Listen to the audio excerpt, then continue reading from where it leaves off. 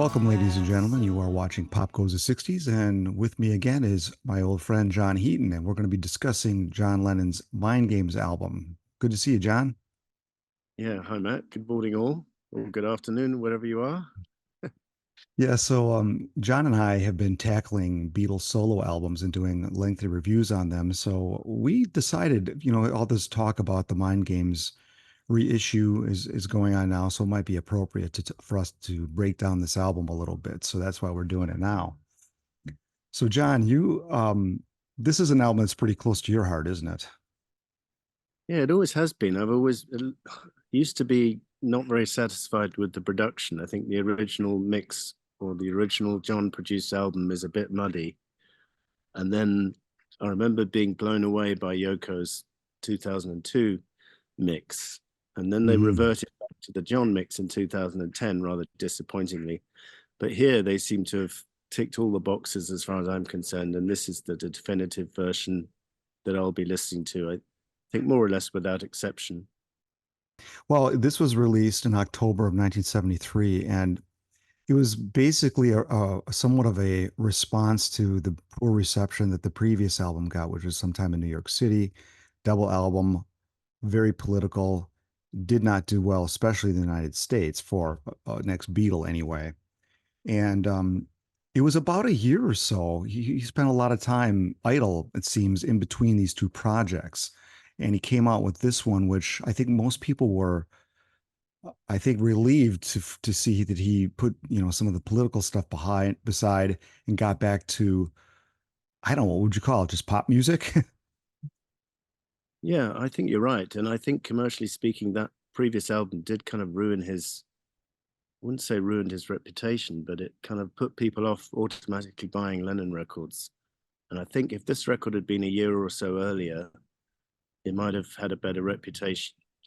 I think, and the liner Mhm. notes of the box set are very interesting because one of the guys, I think it's Rob Stevens, says, unfortunately, Mind Games is the younger sibling of Imagine, so suffers by comparison. But and maybe that's true because it's a hell of a thing to live up to, isn't it? But you know, I've been really enjoying rediscovering it in the last couple of days. I was dead chuffed to get the box set anyway. I mean, imagine coming home. My son texted me and just said, "You've got a big parcel to come home to," and he told me what it is because he couldn't resist opening it himself. Oh, very Um, cool. so it was totally unexpected because I didn't get the EP a couple of months ago, and I don't think I got Give Me Some Truth compilation. So I thought, well, I'm off the list, Yeah, and they've you, obviously gone. So, well, congratulations on getting that. I did not get one. yeah. All right. Well, probably because you're too opinionized on your videos. Well, yeah, I don't know how they go about that. I think obviously they have people that they can count on that would rate No, it rather high, I think. So we can talk about that a little later because the whole box set thing is kind of an interesting topic for me personally. so I got the box, and obviously I'm obliged to do a review if I get sent the box, so it's fine. And most of the comments were favorable. One guy said, "You're deliberately giving favorable review just to get freebies from the evil estates of Lennon and Harrison." Well, first of all, I don't get stuff from the Harrison estate, and two, I genuinely love this album. So there's no make believe here. It's I've been really enjoying getting back into it. Um, the last couple of days, just devouring all the outtakes. Okay, so as I mentioned, this album was released in late 73, so it made it up to number 13 in the UK and number 9 in the United States. And it only had one single release from it, and that was a single Mind Games. We'll talk about that in a little bit.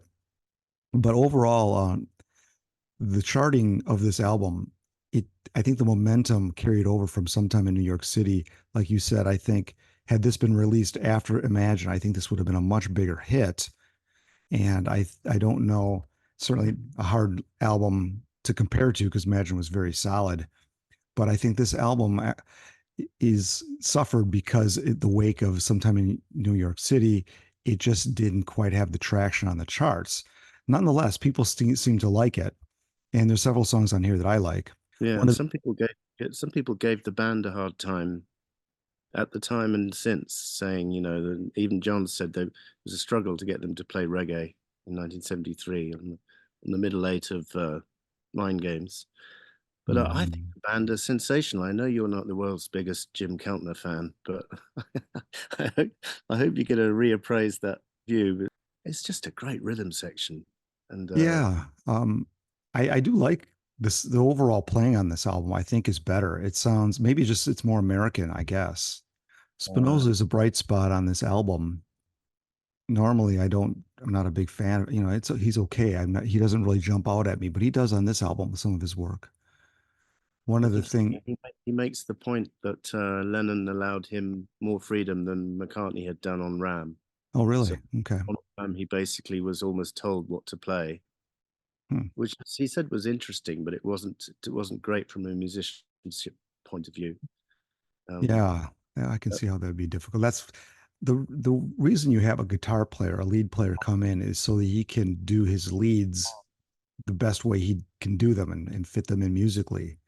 So it's really to really force him to do something that maybe he wouldn't already do. It's going to sound a little bit canned. It's going to sound more like a session player probably. And here in on this album, Moses sounds very fluid and sounds like himself. but he is a session player. That's what he is. Yeah, true. But one Wrong of the with that. things, Nothing wrong with well, that. So are Tony Levin and Andy Newmark. Nothing wrong yeah, with I that. mean, I have generally speaking, when you have session players that are play together, they have a groove, but they have a sound of session players, and sometimes a canned sound that comes with that. It's not, and it's not that it's overly tight, and it's not like that I like loose musicians. I like tight musicianship. It's just there's just less improvisation or less. That's why Keltner, he's never jumped out at me. He just sounds like a kind of a bland player to me. He gets the job done, but he just doesn't jump out at me. I'd say the same for Hal Blaine. They just have the session players kind of have a style they have to play within. And many of them do that, and many of them don't break out. It's not like Steely Dan stuff from the mid 70s when you have these great guitar players come in doing these incredible leads. That's a little bit of a different type of session playing in more of a jazz setting where you expect the improvisation to come from them. In the pop world, it's kind of the opposite. You're reading off charts. You really have to play to the song, the requirements of the song, and I think Keltner does that pretty well. And actually, particularly interesting on this album with the two tracks where Rick Marotta is also drumming or playing bongos, and Mhm. they're quite a tour de force when they play together. Like you put on Meat City loud. There's one um, Elements mix on the box set, which is just Gordon's bass playing and Rick and Jim on drums, and it just it's just great. It's like you've got the rhythm section in your own living room. It's just Mhm. sensational. Well, 1973 was kind of an interesting year for the solo Beatles. We had each guy with an album out. Yoko had an album out as well, approximately Infinite Universe, which was actually she had two albums. That was a double album. You had Red Rose Speedway in April, Living in the Material World in May, Mind Games in October, the Ringo album in November, and Feeling the Space by Yoko Ono also in November. So a lot of material. And this is, and I don't know, Lennon's Mind Games holds up pretty well, but of those ex Beatles, his is probably maybe the fourth best one in here. What would you say? I mean, Well, I used to make that argument. I mean, you include Band on the Run, right, in that you list. know what? I didn't include Band and Run because that was just late December, and I guess you could include that because technically it was 73, but really didn't have an impact till 74. But True. No, I if mean, you, I think out of those four albums right now, Mind Games is my favorite, but I would say that because I'm just playing it all the time. Um, mhm, Material World has always been a favorite of mine, but you have to be in the mood for that album. It's a bit solemn. Um, mhm, Ringo album is just a joy, but again, you need to be in a kind of light-hearted, please cheer me up, Ringo mood to put that one on. mhm. The songwriting on here is totally underrated. I mean, one review said embarrassingly little to say. Lennon had embarrassingly little to say. Yeah. Yeah, we'll talk about some of that. Peter Doggett, one of the things he said about the album, he said it did nothing to alter Lennon's status as the least commercially successful Beatle. So he's right about that. Lennon had the damage the prior album did really hurt him. But this is kind of a return to form where he basically chucked the political stuff. And I guess the easy way to say this is that this album was done to kind of ingratiate himself to the American political scene so that he can get his green card. Well, I think with just a couple of exceptions, Lennon has never been as commercial as McCartney on his own.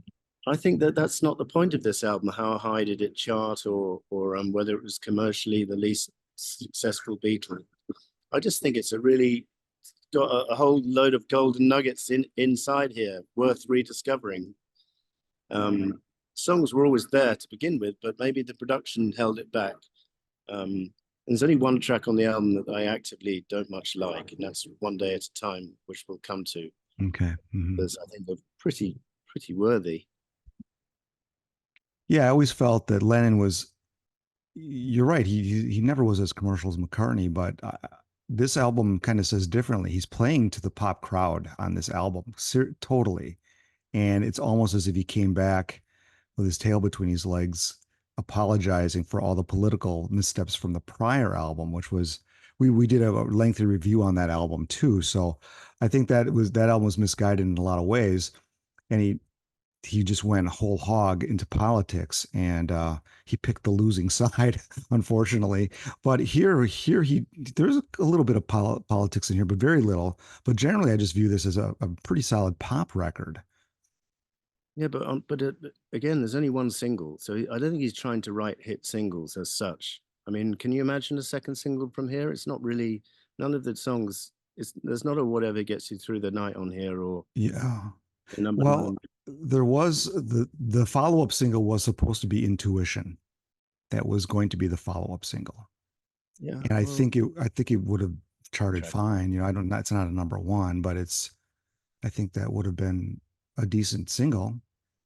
I don't know. Considering Mind Games only got to number nine, whatever it was, or even lower, wasn't it? You've got the stats. 13, I believe. Yeah, number So if the title track can't 18. make it beyond 18, then I'm sorry, Intuition's not going to. I think Yeah. he did a thing. You don't need a second single. 50 years later, this box set doesn't even mention the release date of the album or the chart positions. Is almost as if it's irrelevant information. Well, that's I think how a lot of these box sets of more mediocre albums play it because they don't want to call attention to the relative failure of it. And like you say, this the song Mind Games only got to number 18 in the States, and in the UK it got to number 26. So that's I mean, it's a very commercial song as well, but his Live and Let Die got to top 10. What does that prove? Nothing. I mean, Mind Games is a better song. I think chart positions, better song than Live and Let Die. yeah. Yeah, I don't know. I wouldn't agree with that. I think Mind Games, the song, is harkening a little bit back to that psychedelic period. So it's slightly dated. And I don't know if that had any reason. It seems like that would be a welcome change. But for some, I'm still surprised that that song wasn't in the top 10 because it sounds like a top 10 song to me. But again, Lennon's stock had dropped, and people, I do believe that the chart success is an indication on how the overall public is receiving him. So it's one metric you can use, and we see that this album struggled a little bit in that regard. But obviously, there's some very quality material on here. Well, you ask people now, Mind Games probably be in people's top five Lennon tracks. I mean, it's very highly regarded. Um, Hmm. uh, Talking of which, have you heard Sinead O'Connor's cover version of this song? I've not heard that. Sensational. Yeah, Hmm. Have to brilliant. check that out. Well, let me read a couple of a couple of reviews here because we've talked a little bit about the sales that were slightly sagging. The reviews were similar. They were not overly impressed. John Landau, the Rolling Stone, assessed the songs on Mind Games as quote his worst writing yet, and considered that Lennon was helplessly trying to impose his own gargantuan ego upon an audience. That's pretty strong. And again, that's coming after some time in New York City. So I think that's this was released in the hangover period of that album. Well, I don't understand the gargantuan ego comment. What song would reflect that? Um, he's not Well, blowing. These yeah. songs. These are apologetic songs or love songs or contemplative songs. I wouldn't say that they're sort of blowing your own trumpet songs particularly. Um, Tight As is just a fun track. Bring on the Lucy, political but not offensive, not sufficiently generic, so you can get it. It's timeless in my opinion for that reason. Because you don't know who he's talking about. Just says Hmm. 666 is your name. You can Hmm. guess. You can guess he's talking about Mr. Nixon, but he didn't Hmm. say. Yeah, Cream magazine Robert Christgau described it as a step in the right direction, but only a step. It sounds like outtakes from Imagine, which may not seem so bad, but it means that Lennon is falling back on ideas, intellectual and musical, that have lost their freshness for him. So, Outtake Go is ahead. a compliment. That's a compliment. Outtakes from Imagine. If it was outtakes from sometime in New York City, then you have a problem, right? Go So ahead. Car I think Carr and Tyler had a really nice quote here. They're always favorites of mine to put things in some good perspective. He said, the reason that the total album is not more effective can be laid at the door of Lennon's personal situation and on his tendency to react to events instead of initiate them. So, Yeah. so essentially what they're saying is, okay, the whole sometime in New York City was all reaction and dated the day it came out. So that Mind Games album is now reaction to that failure. So I think that's what they're saying. Yeah, I like that comment. I remember that comment as well. But again, it's implying that John should be a leader. Why should he initiate events? Why should he take the lead and become the new glam rock David Bowie of the 70s? He's a songwriter at the end of the day, who passed his peak period in terms of influence and was just churning out good stuff. Doesn't need to Mm-hmm. lead the pack anymore, does he? Well, I think there's expectations of Lennon based on what he had done in the past. John Blaney kind of addresses that with this review. He says, Mind Games is an album that he or thought the public wanted to hear. Ironically, the record was Lennon's first not to play mind games with its audience. Rather, it presented a picture of the artist as a conformist rather than a rebel. So he had a reputation, and as bad as the songs, the musically are on Sometime in New York City, people still appreciated the nonconformist approach he took with that and the heavy politics that was going on at the time. So that, in effect, was him leading that, even though it didn't do well. But I think that's what they're getting at. Well, it sounds like he can't win. If he's too political, he gets criticized, and if he's singing love songs, he's too bland or whatever the word is. Yep, Paul McCartney goes through the same criticism. And that is how much is expected of these guys. So that's kind of the point. And you're right. I mean, you can't hold them. How long can he stay at the top? And I think, after a couple of solid albums that the first two, I mean, this is kind of a break. He's just falling into where he is. Doesn't this remind you that some of those reviews you just read out of the reaction to Ram, for example, from McCartney? They thought it's lightweight. He's not trying to say anything. He's not being political. He's just wearing his gumboots and strolling around his country farm. And the same with Material World in a different sense. They found that offensive because it was so-called too spiritual. So it seems like if you're an artist, unless you're a kind of raving lefty going on about, I'm not sure what pleases the critics. I really don't. Mhm. All Things Must Pass got good reviews, and then the rest of George's albums for the rest of his career got pretty much slated, didn't they? So I just don't understand what makes a critic tick at the end of the day. What do you think? Well, it's interesting to hear some of the top critics of the day because sometimes they really got it wrong. I mean, with the Ram album, you can see how That's an example. That was a huge hit album. Nobody talks about that. Everybody is just butthurt because McCartney gets hammered on that album critically. But that album was a huge hit. The public really liked it. They bought it. It was a number two album, sold a million copies. So it is two very different things, and that's why I like to look at both because you've got, obviously with Imagine that was a big hit and critically acclaimed. So you can't expect that on every album. And Yeah, Lennon was going through some different things too that made this a difficult time for him. One was immigration, two was getting kicked out of the house by Yoko Ono. yeah, which didn't happen during the recording sessions, by the way. I was just looking at the box set. All of the basic backing tracks were recorded in 4 or 5 days at the beginning of August, and Mhm. that only left a few sneaky Pete slide guitar parts. So there's something different backing vocals and Lennon's final vocals to be overdubbed. But I think it was all wrapped by the end of August, and Mhm. separation didn't happen until a bit later, like around September time, I think.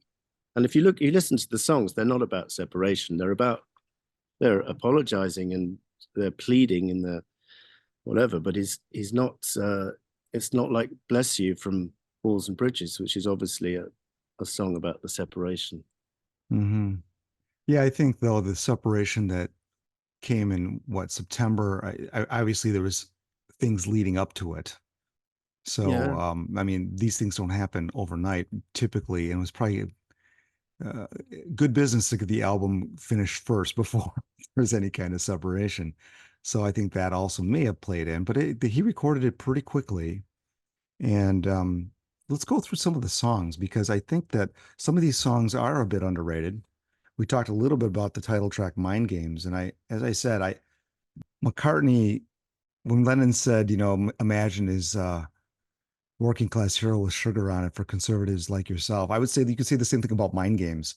It's kind of harkening back to that psychedelic period, Pepper type of stuff, chanting the mantra, search for the grail, everything with the opposite of what he was saying on the Plastic Ono Band album, which is another reason why terms like gargantuan ego come in, and he gets ridiculed for that. I don't have a problem with the lyric. I mean, the only if I had to criticize that song, it's a little bit repetitive in its, repeating the same thing over and over. But maybe it goes on a little bit too long. But this new Mhm. mix is great, and actually, it sounds like it's got strings all over it, but it's not strings at all. It's just John playing three notes on the slide guitar over and over, sounding like strings, which is quite clever. Mhm. And he does get some ridicule because this is the opposite of what he gets is known for, the nonconformist, I don't believe in this, I don't believe in that. And here he's saying love is the answer. And here he's about to get kicked out of the house. So it's kind of ironic actually. Well, he didn't list love in the litany in during God as things he doesn't believe in, does he? So Well, he he's just believed in John and Yoko. Remember yeah, that? That was the yeah. closing statement. And He's always believed in love, even when they were apart. He still believed that they would get I back to. suppose. So I mean, I've always looked at this song as more of a throwback psychedelic song that I welcomed. I like this is one of my favorite John Lennon songs because it's Beatley. I mean, I guess that's the easiest way for me to say it. We're agreed. All right. So let's go to the next song, Tight Ass. What is your feeling on this song? This is one of his more upbeat rockers. Well, if you remember from my top 100 Beatles solo songs, I had this very high indeed. I think it was even in the top 10. Was it Um, that high? Wow.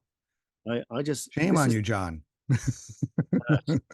this is one of those songs where it can go on for 10 minutes and I would still want it to go on longer. Mm, I just love the fact that it's got about three guitar solos.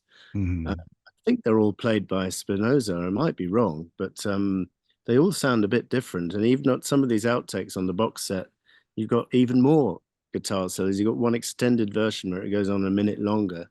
And I'm mm, just in heaven listening to it. And there's also little bits of guitar. I think it's John's guitar in the background, which I hadn't noticed before. Um, so yeah, I love this track. Always have done. You? mm.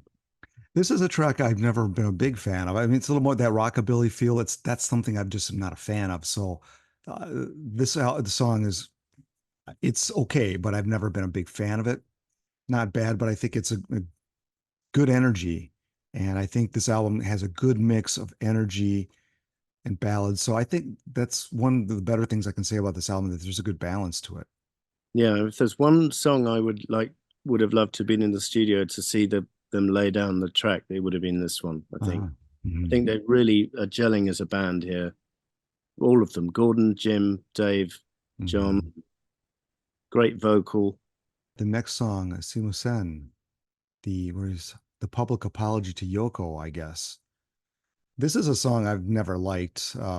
Again, I find it boring and a bit plodding. I like the guitar solo, but generally speaking, these are the type of songs that, if Dylan was writing it, the references to would be so much more obscure. And Lennon used to write that way. And I think that's some of the stuff that people are longing for when they might rip on his work during this period. It's a little bit too like apologetic and just out front. It's too literal, I guess.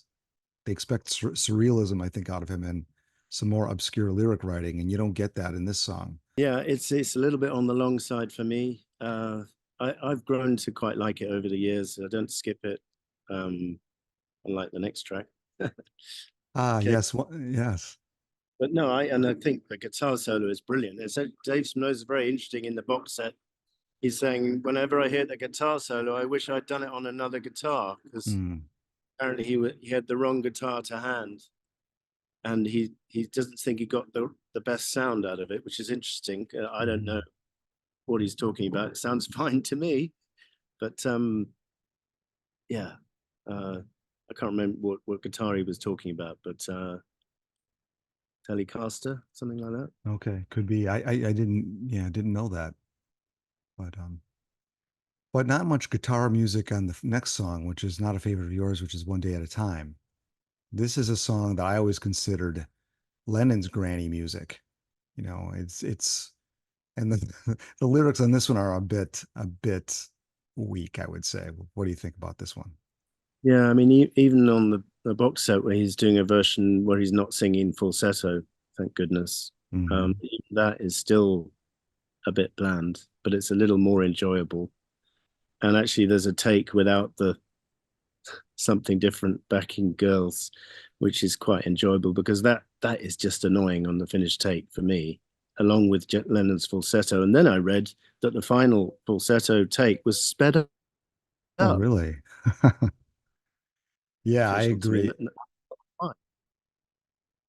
Yeah, I agree. The backing vocals are ruin this song completely. It's like, what, did Linda McCartney sneak into the session or something? I mean, this is the reason why I don't like some of the Ram tracks, is because of the poor backing vocals of Linda. Well, this sounds like that's the direction he went. Is look, he's copying McCartney.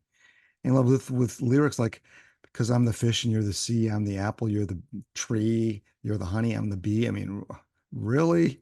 Yeah, Yeah. I that's the mean, best. Lennon should get, if I'm gonna rip McCartney for trite lyrics, Lennon's gonna have to get ripped the same way, because this is pretty bad.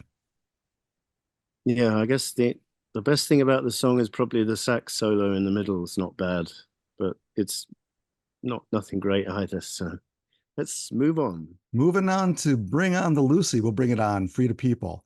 So this is one of his, I guess, his political songs, on one of the only political songs on here. Well, I guess there's two technically, but I always saw this song as kind of the response to the election of 72, and Lennon sounds a little bit like a sore loser here. And I think this was a song he had actually started in this sometime in New York City sessions, never finished it. Really? I didn't know about that. In 1970, well, it's 1971, he was working on it, and he must not have finished it, Yeah, I but it don't think has that feel. he went into the studio with it, did he? Though I don't. I don't Uh, think so, but he had like bits of it, so it does have the feel of the sometimes New York City themes, the do it, do it, do it, do it now, kind of that. What would you call that kind of singing? Got to, well, got to, got to. It's like the stutter. again, I can do without something different going, do it, do it, do it, do it. Sorry, girls. No, we don't need you on this. I was going to say we don't need you on the album, but they work at least okay on some of the tracks. But here they're just a bit annoying again. Yeah, I I mean, agree. not hugely, but I just think song is good. And the reason it's good is because he's being sufficiently generic to make a kind of general point, stop the killing. Very heartfelt, very well sung. Like the original mix is a little bit muddy, as I said, but this one, Hmm. by the way, talking of cover versions, Richard Ashcroft from The Verve does a good version of this track as well. Check it out. Quite recently. Okay. Yeah. Yeah, I think the song, it almost has, it could have been a single. I mean, it has that kind of vibe to it that, the lyrics might be a little too political for a single if he's indeed trying to ingratiate himself to customs in the United States, but it's got that feel. And, I think it's a strong track. Agreed. Now, the next song is his second, I guess you'd call it second political song on the album, which is Utopian. Uh, this is the 3 seconds of silence, basically.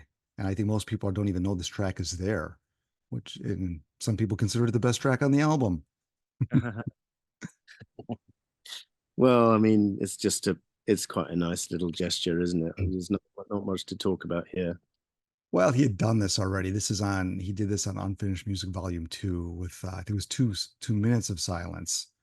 So adding this Utopia, imagine no countries. Well, then he comes up with this one, so it's just typical Lennon contradictory stuff. And, it's kind of a joke track, I guess. I'm a big Yeah. fan of side two, actually. Yeah, let's move to side two. One of my favorites, opening side two, Intuition. Intuition, yeah. This is a song that makes me think, man, I wish the Beatles had done this song. It'd be a stone cold classic. But it's kind of a forgotten LP track. It's kind of lost. Well, it's interesting that they chose it to open side two, and I think rightly. And Ken Asher just plays some lovely piano on here at the top end of the scale. Hmm. Gordon Edwards' bass playing is outstanding, and there's some elemental mixes on the box set where they isolate Ken Asher's contribution and Gordon's as well, and it's just a joy to behold the musicianship on this track. And Lennon singing it well. He's got his sense of humor back, and I just love it. It really is, and I love that kind of electric piano playing the bass notes of the. I guess I guess that's Kenny Asher. It might be John playing along as well. I just Hmm. love the sound. Yeah, it's a good song and one of his stronger tracks, I think, as a solo artist. Next one, we have Why do you Out think, the why do you think Blue. why do you think he's laughing when he goes intuition? Ah, why do you think he does that? It's quite interesting, isn't it? I don't know. I just kind of thought it was something in the studio that was happening at that time that made him do that, and he just left it in. I never really attached too much attention to it. You think he was saying something? No, no, I've Mm. your guess is as good as mine. It's quite amusing though, isn't it? Indeed, yes. Now, Out the Blue, the next song was, I think he knew this was a good song. And this was actually the original title of the album was supposed to be Out the Blue. And another one of his better solo songs that's, I think, somewhat forgotten. Yeah, it's almost a classic, isn't it? Hmm. Slightly, I hate to be too harsh, but it's slightly the edge is taken off it by something different, backing vocals again. Just not necessary. Yeah, I that think he ruins the song. could have done his own backing vocals on here, or overdubbed his own voice, or got like on Woman on Double Fantasy. He brought in, I forget the guy's name, uh, who sang brilliant harmony vocals on Woman. Mm. But on here it just sounds just a little bit annoying again. And Yeah, it's such a good melody, isn't it? great melody. And these gospely vocals are the backup vocals are just don't fit the song well at all. It's just it's a little more surreal. And then he does drift into to some questionable lyrics when he says, "Like a UFO, you came to me and blew away life's misery." That's a bit weak, but you can see that it doesn't sound gospely, and that's the treatment that these backing vocalists gave it. I'm like, I think overall it's produced well, with the exception of that arrangement. That's a arrangement issue, but generally, I like Lennon's production on this album over Phil Spector's any day. I think he's just taking responsibility for it, and I think this album's got some interesting instrumentation, and I think it's because Lennon is allowing these players to do their thing. Yeah, and I think it was a great idea to get Ken Asher to play the piano solo. It's the highlight of the whole song. And actually, there's an extended version on the box where it's almost as if they're saying, "That piano solo was so good, Ken. Can you do it again?" So he does it again. So it's just a delight. In fact, there's one mix on the box where they just isolate his piano part. You hear nothing but him playing the piano, which is very interesting. Um, he wasn't just. I think one of the guys in the box saying, but he wasn't just a piano player. He was a pianist, meaning, he could play classical music, he could sight read, he could play by ear. He was, concert pianist level. That's how good he was. Yeah, the keyboards are very good on this album. Yeah. Right. Well, yeah, the Out the Blues song, I also looked at, it seemed like he was trying to appeal to Yoko, maybe a little too little too late, perhaps. But it seems to be a relationship song. So that's, and for me, I think it's done much better than the I See Musan. It's a little bit more, for lack of a better word, he used some surreal imagery, and it's not just "I'm sorry, Yoko," Yeah.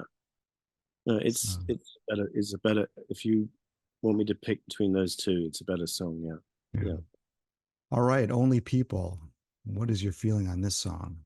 Well, it's never used to be a favorite of mine at all. Again, for the same reasons we've said, backing vocals annoying.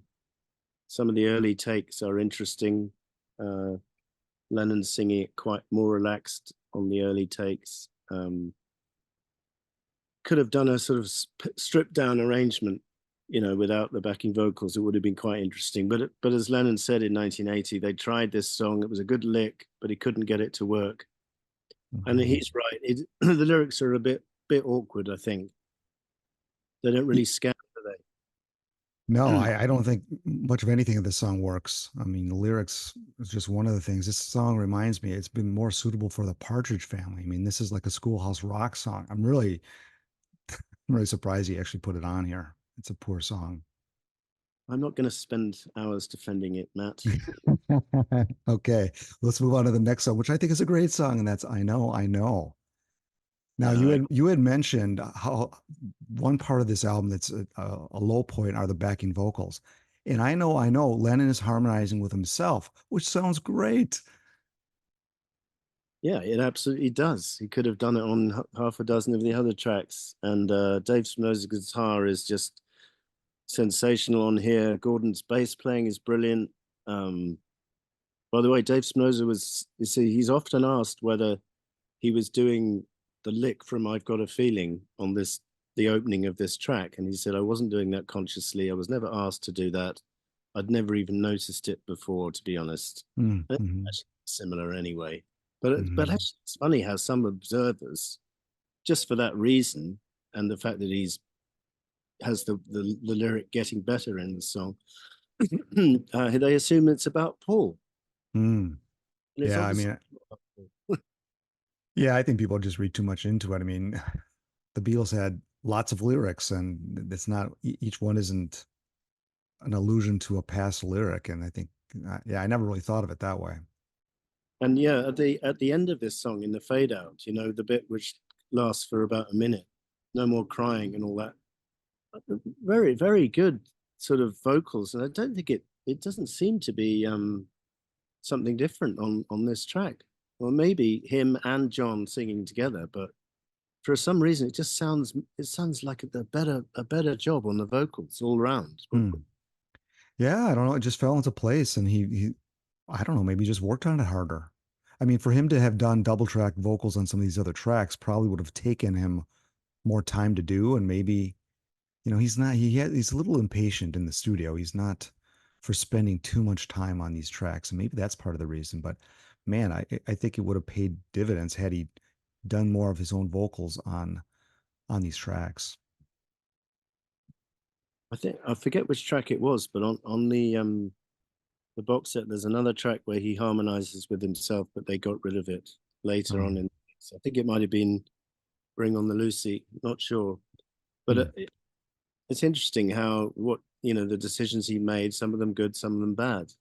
Um, for I know almost all of them good, and I would say the same for the next track.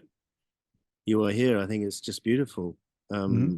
I think even something different are good on this track, and there's an outtake which lasts for, if you can believe it, which goes on for 9 minutes. Oh, wow.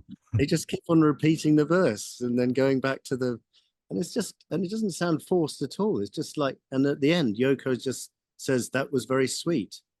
Because Lennon said, "Did we get it somewhere there?" And Yoko was saying that was very sweet. So that's worth hearing. You don't have to fork out for the box set, Matt. You can play it on Spotify, as you well know. So Yeah, my already burned through my budget on Mind Games. This is the album I bought probably in the late 80s for $4.98, and that's my entire budget for this album. So I guess I'm through buying. is that a US first print? Yes, it is actually. Yeah. So we'll get to the packaging here in a moment. Yeah, You Are Here is a song that it kind of reminded me of the precursor to Jimmy Buffett's Wasted Away and Margaritaville. It had that vibe to it, which is kind of fun. The lyrics, though, I think are a little bit sketchy, and wherever you are here. That kind of stuff. It makes me think Dylan must be recoiling at some of these lyrics. Lennon had a certain lyrical style that he kind of went away from, and I don't know, some of these, it doesn't always help the song. Well, I think this is a mood song more than anything else. I mean, you can just, as he said to the musicians as they were recording it, try and imagine yourself sort of on the beach looking at the ocean. I can't remember if you said Mm. sunset or something. Just try and imagine yourself at peace with the world, and, and you'll get the right vibe. And they do get the right vibe. It's incredibly peaceful to listen to. By the way, it's Yeah. my son Richie doesn't like this track. Sorry if I find it boring. Okay, well, that's your decision. Yeah, I don't find it boring. I agree. It is a mood piece, and it's a good, based on that, I really like it. Yeah. Now the next track, a different kind of mood, it's Meat City, and this is this song rocks pretty well, I think. And this is one of my favorite tracks on the album. Partially because again, he's kind of going back here, a little bit of a throwback. He's using some backwards guitar in this track, which I really like. And it's maybe a little bit underdeveloped, but I imagine had the Beatles recorded this would have been another classic. So I think he's kind of in Beatle mode a little bit here, and I think this is one of the better songs on the record. Yeah, I think the original album production was suffered a bit, and the vocals were too low in the mix. Here, that's all been rectified. Everything's crystal clear, even though I think that someone makes the comment that it must have been quite intimidating for Gordon Edwards to be playing the bass alongside two drummers just bashing away. And I think it was Yoko said to Gordon, "Don't listen to what they're doing. They're doing their job. You do yours," which I thought was cool. Hmm. But yeah, this is one to be played loud, isn't it? It's just Yeah. great. Yeah, Yeah. and people do rip on the production of this album as being muddy or cluttered, and I can see the original. This song might maybe a bit cluttered, but it's still a good song. And as you said, the mix has been fixed, so that's good for collectors too. It's a Yeah. new listening experience, really. Yeah, I don't know what to make of the end when Lennon says, "Why are they doing those strange things?" Mhm. So that's very cryptic. Yeah, very. Yeah, I don't. I don't know. All right. So one of the things on this album I want to talk about, because I typically like to talk about the artwork, Yeah. having a designer as my background. So this album was designed by John Lennon, and I've never liked it. I always thought, a third grader could have done it, cutting out photos. And I can kind of see where he's going. I mean, by the time this came out, him and Yoko were probably separated. People interpret this, is this him walking away from Yoko Ono with his carpet bag in hand, I don't know. But one of the things that I always thought was interesting is this album cover is a direct ripoff of the movie poster for Rosemary's Baby. And that I doesn't didn't get mentioned much. I didn't know that. But yeah, it was certainly inspired by that. And also there And was a book from 1972 with the original picture of the field, yeah. Hmm. picture of it in the box set. And yeah, it's a little bit cut and paste, but it's better than Ram cut and paste album cover. I think Yeah, it's a no, I think the conceptual. Ram album cover is very good. I like the kind of crayon marker drawings. I think that's a very well designed cover. I think design of that whole album is really pretty solid. And I don't think this is even in the same ballpark. I mean, Well, I the Yoko part, I mean, the thing that I dislike the most about it is the Lennon character in the foreground, just pasted over it. It looks so unnatural, so unreal. And the design is unoriginal to boot. but it's like he's been sort of beamed in there, like Star Trek. Yeah, It's, yeah, exactly. it's, Yeah, so he got beamed down or beamed out of the house. I was once showing. I don't often talk to my mother about pop music, but I was showing her some album covers once, and she was really impressed with this album cover. I seem to remember. Hmm. She's an artist, so Hmm. Well, Yoko is the mountain range in the background, overlooking John Lennon, who's kind of staring blankly out at us. And well, so it it, says more for Yoko than it does for John, probably. well, it's a better cover than Sometime in New York City or Walls and Bridges, wouldn't you say? I think conceptually, Well, not the concept is not bad if you can get past that it was stolen from Rosemary's Baby. So that makes it unoriginal, but it's just executed poorly. I mean, this is just a poorly executed cover. I mean, it could have been probably much better had he, had some actual art direction or somebody do it for him instead of just him clipping out a photo and pasting it on a book, photo by from the a way, book. Matt, do you know the other connection between Rosemary's Baby and the Beatles? Well, This I is know the Dakota yeah, building. Yeah. okay, good. Just checking. Hmm. A topic for another video, perhaps. Film, isn't it? It's quite dark though, with that person getting thrown out of the window or whatever. Yeah. Yeah, very much. But this could have been the album cover, couldn't it? Because these were a couple of the postcards which came with the album. I mean, didn't come with the original album, but sort of were around at the time, I guess, as promotional material. Yeah, those have more design to them. I tend to like that better. It's a little bit more You thought know, through, maybe. Yoko is in John's hair there as well, so Yeah, there's getting away from her. yeah.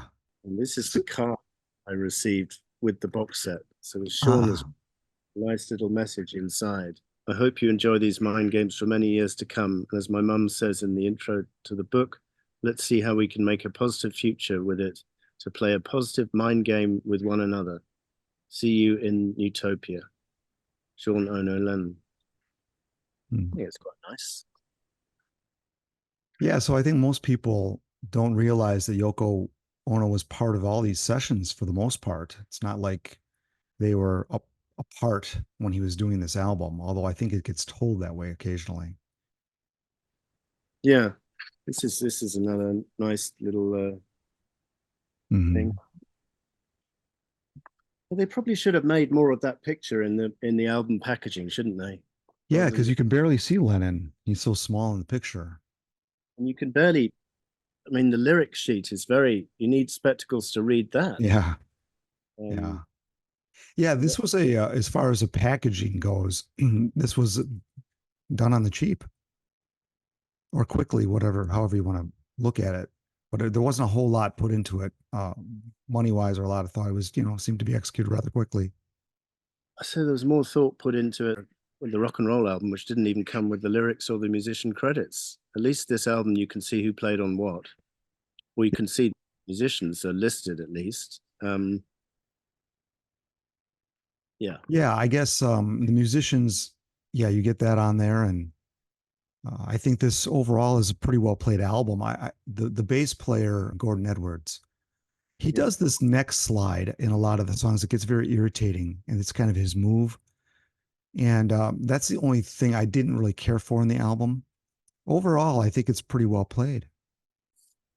What did you say was annoying about Gordon? Sorry. He does this neck slide where he slides up and does like a slide note that he does it on several songs. And I noticed that, and I think it's just overused, and I don't particularly like it that much. I mean, when somebody overuses the same thing in multiple songs, I think that was a mistake. But his playing is good. I like his I know overall feel. I think he's an improvement over Klaus Bormann. there's a great picture of the band. Yeah.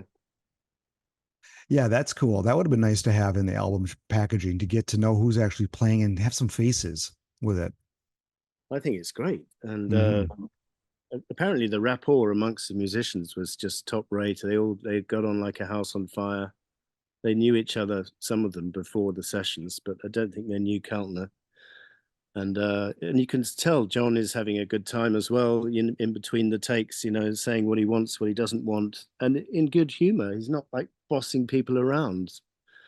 Uh, uh, and it reminded me of the Double Fantasy outtakes, when you hear him interacting with the musicians, same kind of sort of really friendly rapport he's got with El Slick and Hugh McCracken, Tony and Andy. He's got the same here with these musicians, and I dare say he had the same with anyone he played with in his entire career. He just seems like an easy cat to work with.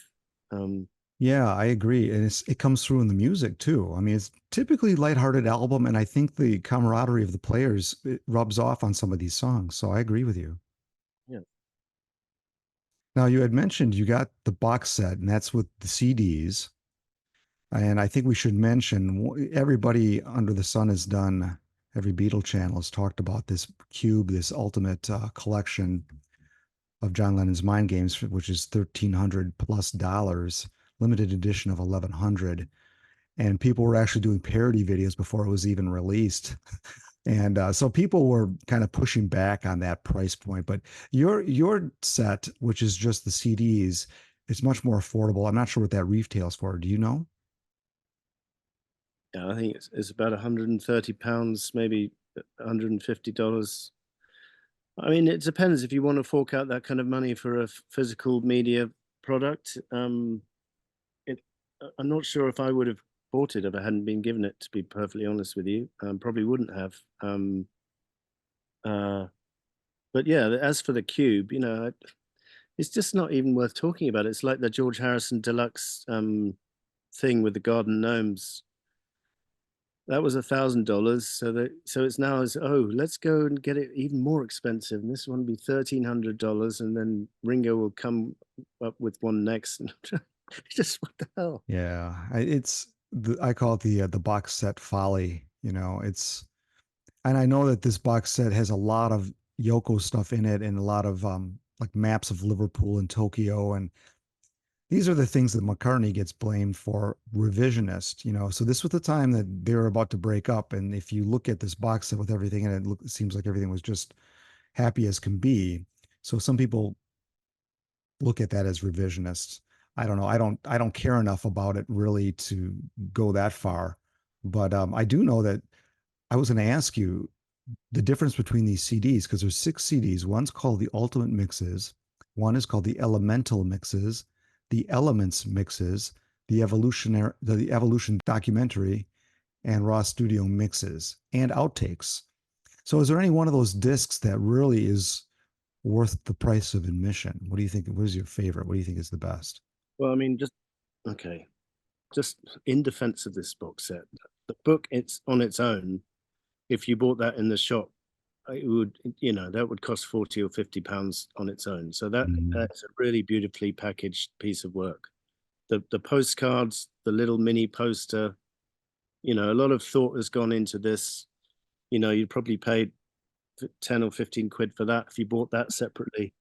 As far as the music, it's one is overwhelmed by how much stuff is on here. You made the remark that it's the same track listing on all six all discs, which is true. Yeah, yeah. So every disc has got the same 12 songs, but they're just different versions or mixes. And So the ultimate mixes is what it says. That's the kind of remixed master takes. Then you've got the elemental mixes, which is a kind of stripped down, sort of taking just selected instruments, particularly Lennon's voice, plus a couple of other instruments, just to show it more in its sort of virgin state. Then you've got the what's called the elements mix, which is literally taking a track, sometimes in isolation completely, like Kenny Ash's keyboard on Out the Blue, or Rick and Jim drumming along with Gordon on the bass on Meet City, just show you, as the name says, elements.